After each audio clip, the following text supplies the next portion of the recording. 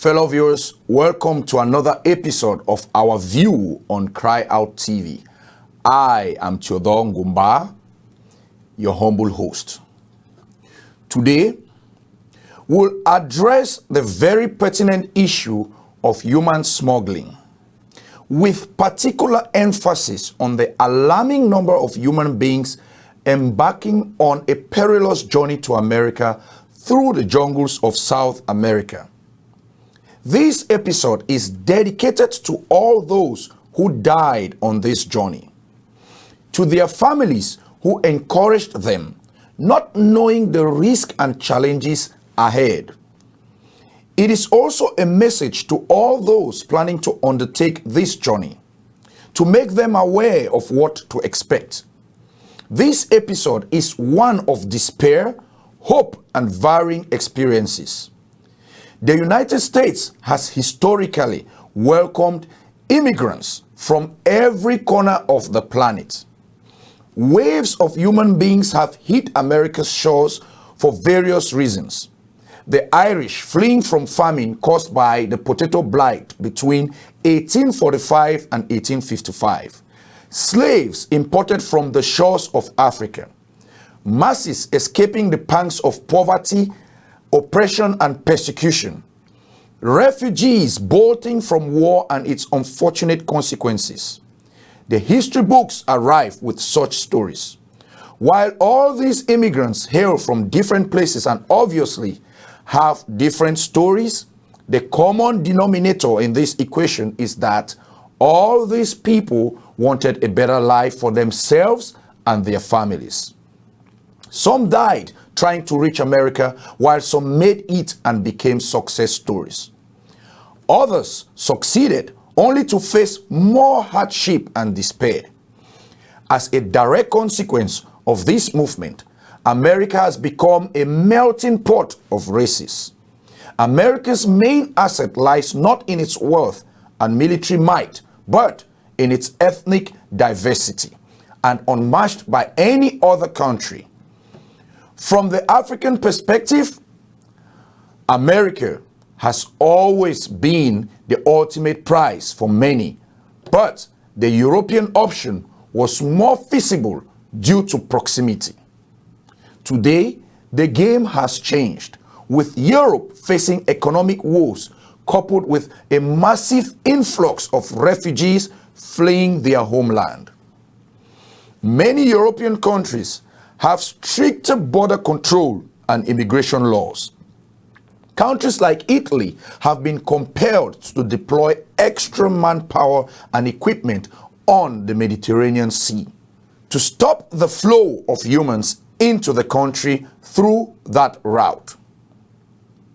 The videos of dramatic rescues and drowned immigrants are everywhere on the internet for the world to see. Take a look.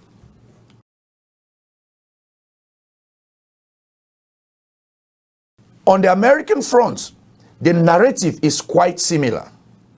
The debate on immigration reform has picked up steam as the Trump administration is more determined to crack down on illegal immigration. Life is therefore much harder for prospective immigrants. This has played into the hands of human smugglers and traffickers. They promise to take their clients to America in exchange for an agreed sum of money. Some who undertake this journey never get to make it out of the continent as they are sold into sex slavery, killed or abducted by human smugglers. Some have been successful in gaining entry into the US, but many have not only failed, but perished along the way. Most times, these people have no clue of the challenges awaiting them on this journey. Some are well aware, but still brave the odds. This brings us to what some have called the Mexican Trail. The trail for Africans begin in their home countries or any other country where they connect with their negotiators, most times financed by family members already living in the United States.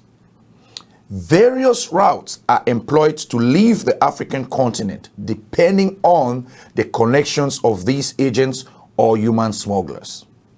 For many Africans, getting a visa to Mexico is the best option since Mexico shares a border with the United States. It also made their journey safer as they could fly directly to Mexico, bypassing the dangers involved in traveling through the South American jungle. However, not all African countries have a Mexican embassy or consulate. This forced many to travel to neighboring countries to apply for a Mexican visa. Mexican embassies and consulates in Africa have been overwhelmed by a mountain of applications.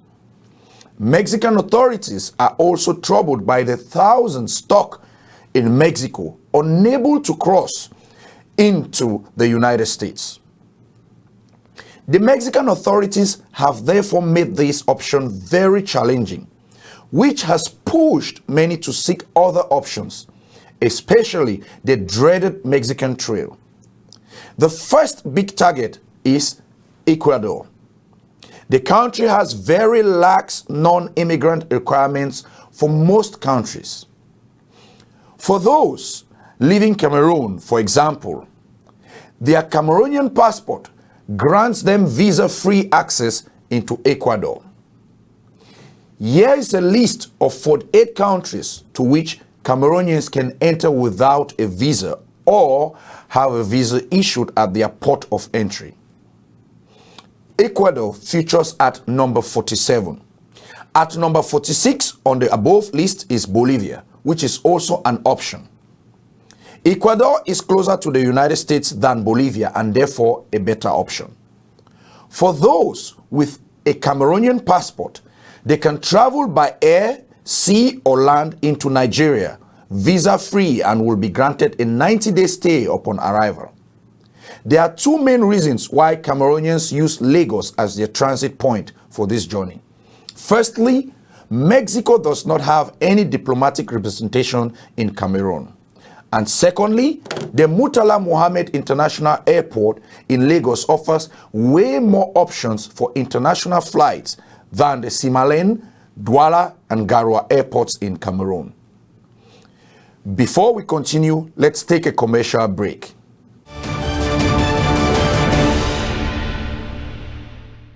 Ladies and gentlemen, for the first time, the Cabaret Lola brings to you all the way from the USA, the one and only Goldfinger Jerry Cleo, DJ Skipper.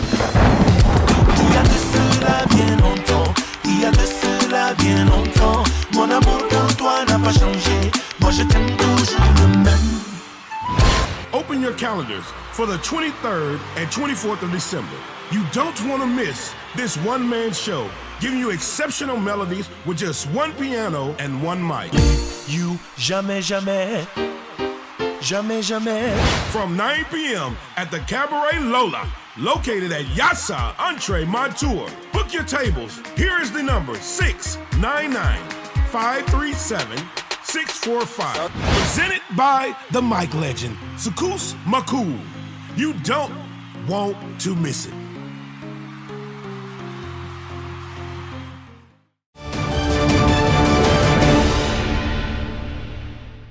A popular route used takes them from Ekok, which is a town on the Cameroon-Nigeria border, to Lagos, Nigeria, which takes approximately 20 hours by road. Here, they fly to Quito, Ecuador, via Johannesburg, South Africa, Sao Paulo, Brazil, and Lima, Peru. Another option involves flying from Spain directly to Ecuador. The trajectory followed runs from Ecuador through Colombia, Panama, Costa Rica, Nicaragua, Honduras, Guatemala, and finally Mexico. Travel agents sometimes encourage their clients to apply for admission into language schools in Ecuador. This gives the agents an opportunity to make more money as they will demand more for admission requirements. The clients use these admission documents to convince Ecuadorian immigration authorities that they are in the country to learn Spanish.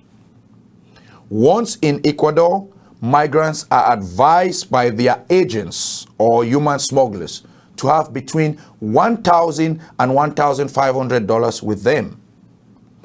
This sum will be shown to Ecuadorian immigration as proof of financial viability, along with travel voucher and an invitation letter.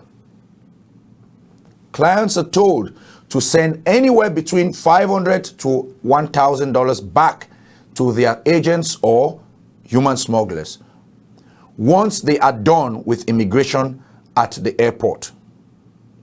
They are told that this money will be used to bribe authorities and keep them from harassing the migrants. This is another tactic employed to extract more cash out of their victims. After a night or two at an affordable motel, the migrants will then take a taxi to Terminal Quintumbe bus station, where migrants then take a bus to Tulcan, which lies on the Colombia-Ecuador border. This is a one-day trip. At Tulcan, migrants have to change $200 to the Colombia peso. From Tulcan, for a $50 fee, private cars will take them to a bus station at Perilous on the Colombian side. From here, they will board a bus to Cali, Colombia, which is a day-and-a-half long journey. In Cali, Colombia, migrants will encounter Colombian police, who will be paid a $10, approximately about 25,000 Colombian pesos, to allow the migrants to continue their trip from Cali, Colombia. They will now head to Medina, Colombia, which is a 36-hour journey. Migrants are advised to avoid getting to Medina on a weekend. It is only during weekdays that they can get a 30-day stay from Colombian authorities. This will guarantee their freedom of movement within Colombia. From Medina, migrants take a bus to Tubo City in Colombia. This is a one-day journey. At Tubo City, migrants will pay $26 to board a boat, and a tag is placed on their left hand as proof of payment. A middleman for the human smuggler from Capugana, which is the next stop, will take pictures of the group to be used for identification purposes on arrival later at Capugana. This is a 4-hour journey by sea to Capugana, which is the last stop in the Colombian forest. Some will wonder why migrants have to get to Capugana by boat. A closer look at the map will show that this is a much shorter route than the land option.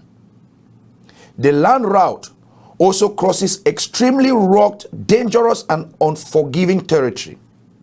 Once in Capugana, migrants will pay between $10 and $50, and their 30-day permit will be retrieved. Once all formalities with immigration authorities are cleared, a human trafficker will appear and use the pictures previously taken to identify his clients. Migrants are then taken to a holding room where the modalities for crossing the border into Panama will be arranged. A flat fee of about $150 per person is the price. Horses are used to transport luggage as well as children and those too weak to walk for an additional $30. Crossing into Panama is on foot, braving forests, rivers, and streams. It takes the migrants 18 hours on foot to cross into Panama. The challenges are huge. This stretch of the journey involves crossing the Darien Gap, which is truly a leap of faith. Lush rainforests and swamplands, replete with wildlife and bloodthirsty gangs, cartels, and militias, await those daring to cross. Many have been known to perish here or simply come up missing. Migrants will arrive at the village of Paya in the Darien province of Panama. At this point, they are told to ask for the police. The police are paid $10 for gasoline. Migrants are then transported by boat for 10 hours to a military camp called Boca de Coupe in Yaviza, Darien province. Here, they are provided with food supplies and are expected to do their own cooking. They are asked to provide their names and countries of origin. Panamanian immigration will give the migrants 5 days to leave Panama. Once released, migrants will board a bus to Panama City. At the immigration headquarters in Panama City, migrants will be given papers to leave the country. They then take a taxi to the bus terminal in Panama City and purchase a ticket for $30 to the border with Costa Rica. At the border, it is a 5-minute walk into Costa Rica. Here, they meet Costa Rican immigration authorities, who will give them 5 days to leave the country. They board a bus to San Jose, Costa Rica. They then travel by bus from San Jose to the Nicaraguan border. Here, they will meet another human trafficker who for $400 will take them to the Honduran border. Another option is to get to the border through the bush on horseback for $100. Once in Honduras, migrants will meet immigration authorities, where after biometrics, they are given 5 days to leave the country. They take a bus to the Guatemalan border. Once in Guatemala, migrants will get to the Mexico border by bus.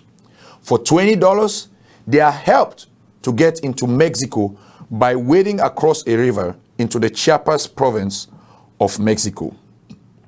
They will then surrender to immigration authorities in Tapachula. Immigration authorities will hand them a piece of paper for identification and then release them. From Tapachula, migrants then fly to Tijuana International Airport. At the airport, the identification document will be scanned and only then will they be allowed to leave the airport. From the airport, they head to the Mexico-US border checkpoint at San Isidro and Tijuana. At this point, there are two options: apply as a refugee into the US or enter illegally, none of which is guaranteed or easy. Many get stuck here and eventually get deported. A handful trickle into the US and celebrate their victory. It is the stories of these handful who make it which encourages their fellow brothers and sisters to embark on this journey of blood and tears. Getting into the United States is not a guarantee that migrants get to stay. Many still get deported once immigration authorities determine that they are ineligible to remain in the country.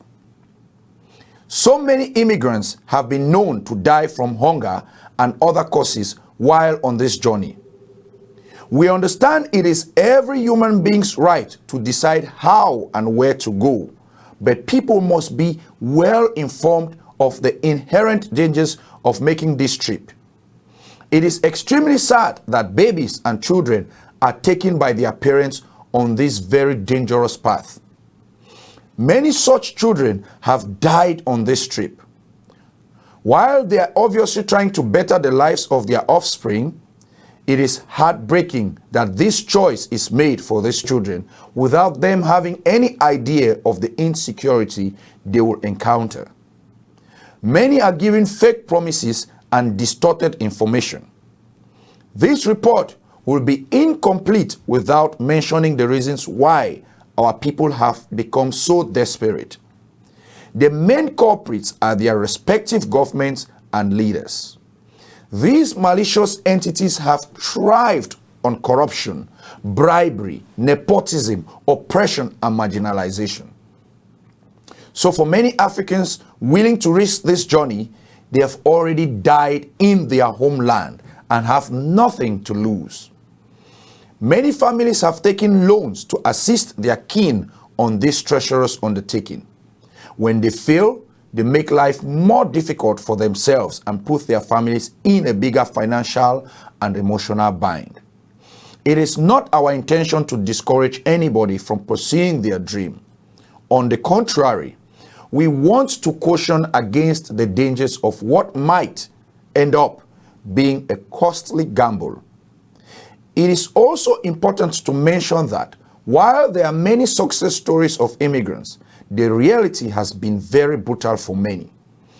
Getting into the United States is not a guarantee for a better life.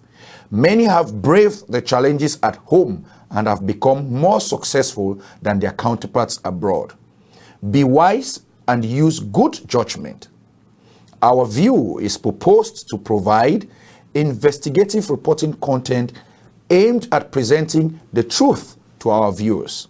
If you enjoyed our show, please support us by downloading our app on Play Store and App Store, and by subscribing to our YouTube channel and following our social media pages.